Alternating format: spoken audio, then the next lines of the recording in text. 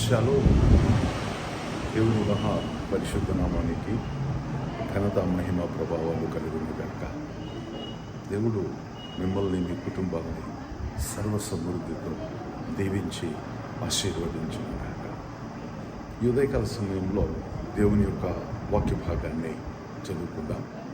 నిర్గమాకాండము 15వ అధ్యాయము 26వ వచనం నుండి నేను చదువుతాను, వినండి. దేవుడి వాక్యమును బట్టి మిమ్మల్ని, మీ కుటుంబాల్ని, మీ కలిగిన సమస్తాన్ని ఆయన ఆశీర్వదించే దేవుడు. చూడండి, వాక్యాన్ని చదువుతున్నాను. మీ దేవుడైన యెహోవా వాక్కును శ్రద్ధగా విని ఆయన దృష్టికి న్యాయమైనది చేసి ఆయన ఆజ్ఞలకు విధేయులై ఆయన కట్టడాలన్నిటినీ అనుసరించి నడిచిన ఎడల నేను ఐగుప్తీయులకు